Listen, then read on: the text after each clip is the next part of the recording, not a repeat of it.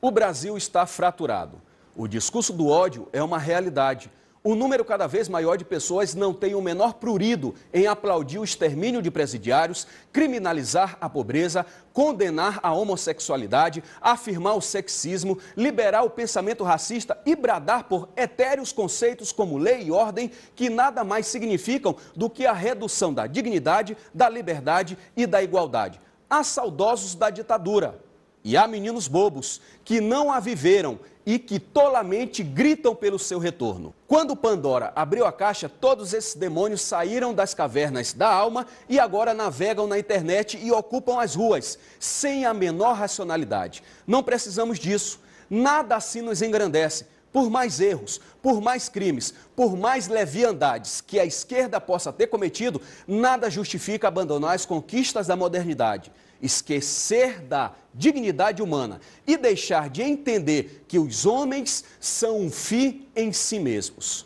Precisamos de um Supremo Tribunal Federal que esteja acima do efeito manada, que se oponha ao discurso do ódio, que esteja para além do retrocesso social, que seja tolerante com as diferenças e que tenha a grandeza de perceber o mundo em que vivemos. Não podemos retroagir ao ponto de confundir direito com moral, misturar religião com decisão judicial e esquecermos que mais lágrimas foram derramadas por preces atendidas do que por preces rejeitadas. Necessitamos de um jurista que tenha um conteúdo que a corte exige. Alguém de conhecimento bastante para não chegar ao tribunal tão somente pela porta da burocracia. Necessitamos de alguém maduro e equilibrado, que não esteja de braços dados com as prévias condenações midiáticas. Que não confundam o papel do juiz com o do herói do desenho animado, pois chega de convivermos com Batman e Superman na vida cotidiana.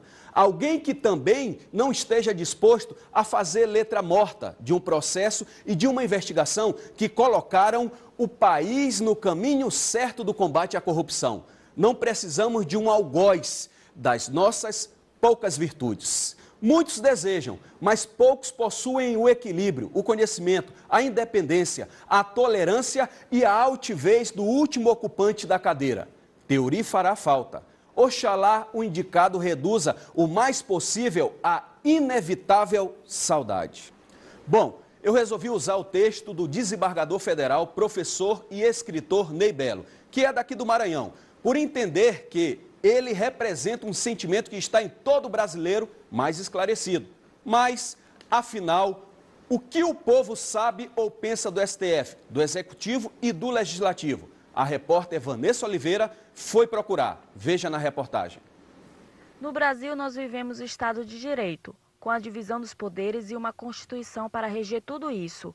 Um Estado de Direito deve ser entendido como um Estado no qual os poderes públicos são regulados por normas e por leis. A divisão dos poderes pela Constituição é feita entre o Poder Executivo, o Poder Legislativo e o Poder Judiciário, cada qual com sua função na organização da sociedade. Ao Poder Executivo, cabe a administração do Estado, a movimentação dos serviços e da máquina pública. O Poder Legislativo cria, faz a discussão e aprovação das leis, conforme a necessidade da sociedade por ele representada. E, por final, ao Poder Judiciário cabe o julgamento dos conflitos, agindo de forma imparcial, pautado pela obrigatoriedade do cumprimento das leis. O órgão mais alto do Poder Judiciário é o Supremo Tribunal Federal e também o mais comentado nos últimos dias. Os componentes deles são chamados de ministros. Mas será que o povo sabe o que é o STF e o que os seus ministros fazem? O senhor sabe o que é o STF? Também não, não sei não. Supremo Tribunal Federal? Também não. E os ministros que estão lá, o senhor sabe quem são? Também não. Nem o que fazem? Nem o que fazem. Ele julga as causas que os juízes federais não conseguem resolver, mandam para lá para o Supremo. É a Suprema Corte do país. Sim, é o Supremo Tribunal Federal, né? Eles estão ali para julgar, acho que é o cargo mais alto, né, do Poder Judiciário, né, do país, não é isso?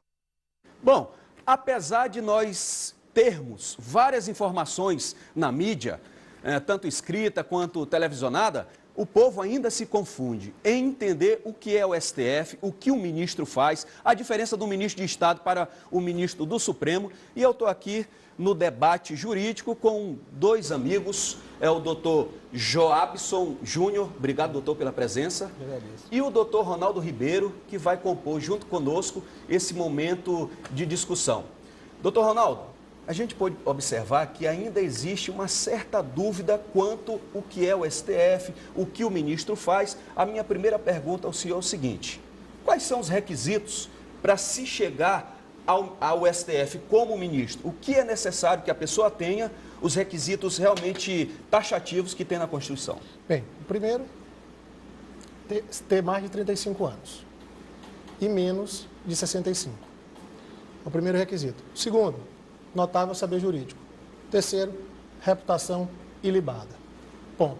Esses são os 3 requisitos que o caput do artigo da Constituição estabelece para que ele seja nomeado pelo presidente da República após a sabatina no Senado e por sua maioria absoluta. Eu só acho que fica meio subjetivo, meio aberto e pode, de repente, franquear essa possibilidade a qualquer outro profissional que não seja da área do direito? De fato, e quem tem um conhecimento já viu que outros ministros para compor o STF não eram da seara jurídica, né?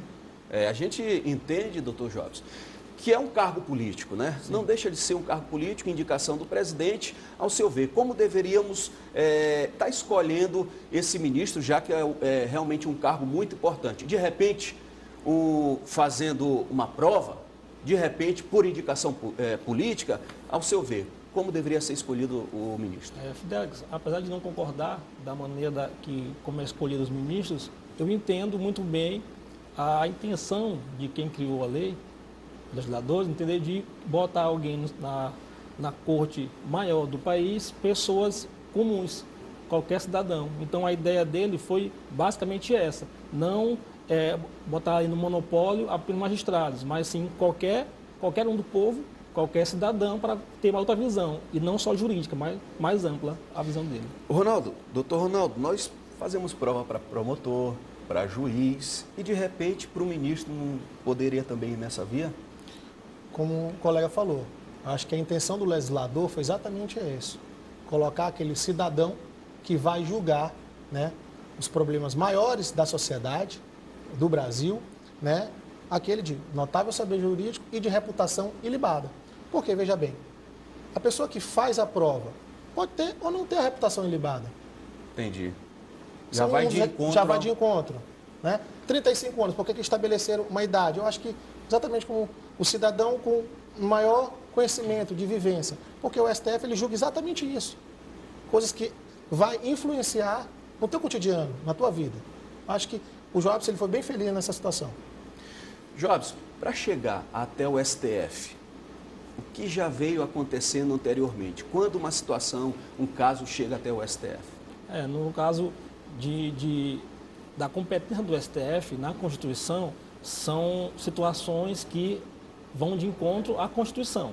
Essa é a premissa básica de como chegar ao STF, né, que é através, muitos dos casos, do recurso extraordinário, que são aqueles que chegam até o STF e lá são decididas que, em alguns casos, tem repercussão geral e que em todos os tribunais, logicamente, abaixo dele, terão que cumprir. Bom, estamos aqui participando do debate jurídico do programa Justiça em Ação. A sua participação é importante através do nosso e-mail que você está vendo na tela, programa justiçaemação@gmail.com, e também através das nossas redes sociais, através da fanpage do programa e também do nosso Instagram. Você pode mandar sua pergunta, tirar sua dúvida e com certeza estaremos lendo aqui no programa. Doutor Jobs, o que é que o senhor acha da entrada de um ministro tão novo como foi o Dias Toffoli? Nós temos que avaliar aí duas situações, a parte legal, né, e a parte moral. Dias Toffoli, ao ser indicado pelo STF, ele preenchia todos os requisitos. Assim como poderia ser ele, poderia ser outro a compor a Corte Suprema do Brasil. Mas na parte moral, por ele ter uma ligação partidária com o que ele indicou, eu entendo que não seria viável, e moralmente falando, a indicação dele à época. Doutor Ronaldo, a questão do Alexandre de Moraes não é semelhante ao que o doutor Jobs falou? Fidelis, você é da seara jurídica também, estudante de direito, sabe muito bem, e com certeza já deve ter estudado os livros de Alexandre de Moraes, assim como eu já estudei, o doutor Joab já estudou. Reputação ilibada, fato. Notório saber jurídico, fato. Eu não acho diferente, porque tem a questão legal. A questão moral também é partidário. Ele foi filiado ao PSDB. Entendeu? Então, eu não vejo, com a devida vênia que o doutor, essa questão moral. Não, a gente não está discutindo isso aqui. Né?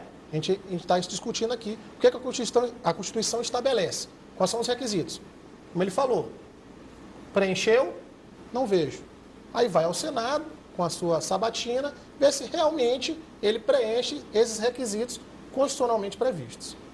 Fidel, infelizmente, minha posição é de encontro ao doutor Ronaldo com relação a isso. Eu acho que o cidadão hoje, existe uma crise muito grande hoje, institucional, no judiciário, no legislativo e no executivo. Então, a partir do momento que eu indico alguém por causa de um partido, né, partidariamente, eu estou ofendendo tudo aqueles preceitos que o cidadão hoje de bem não quer. Então, na sua visão, não tem que ser só os requisitos taxativos, tem que analisar toda a circunstância, a sociedade. Sim, toda uma análise subjetiva e, claro, também tentar um pouco ouvir a sociedade, ouvir o clamor público para que possa ser indicado alguém para um cargo tão importante no Brasil.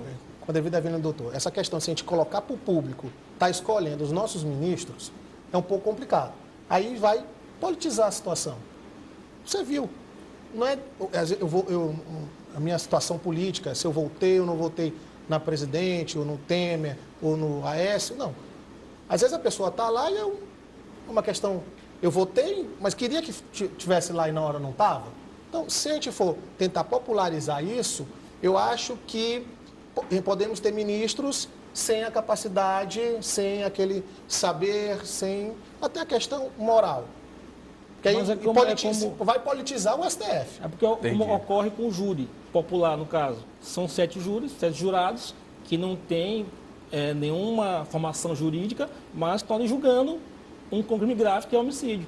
Então, qual a ideia do legislador? Botar pessoas ali que não têm curso nenhum de direito, mas têm reputação ilibada, para julgar alguém. Então, a ideia do legislador é botar alguém lá nesse mesmo patamar. Bacana. Bom, quero agradecer ao doutor Joabson Júnior, ao doutor Ronaldo Ribeiro. Doutor Ronaldo, obrigado pela presença. Doutor Joabson, obrigado pela presença. Foi um prazer, uma honra tê-los aqui. E, meu irmão Ronaldo, o programa foi realmente sua participação, tudo justo e perfeito. Em ambas, está certo. Valeu. Bom, vou de intervalo. Na volta tem mais Justiça em Ação.